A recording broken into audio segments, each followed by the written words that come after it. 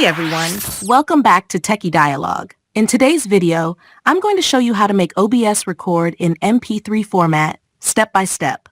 This is perfect for those of you who want to capture just the audio of your stream or recording in a smaller, easy-to-share format. Don't forget to subscribe to the channel for more helpful tutorials like this one.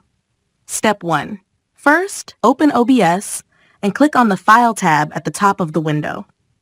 From the drop-down menu, select Settings to open the Settings window. Step 2. Now in the Settings window, go to the Output tab. Once you're in the Output settings, make sure you switch the mode to Advanced. This will give you access to more options.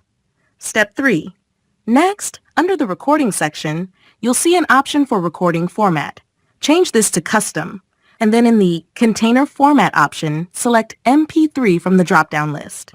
Step 4. Once you've made those changes, hit Apply, then click OK to save everything. Thanks for watching, and I'll see you in the next video.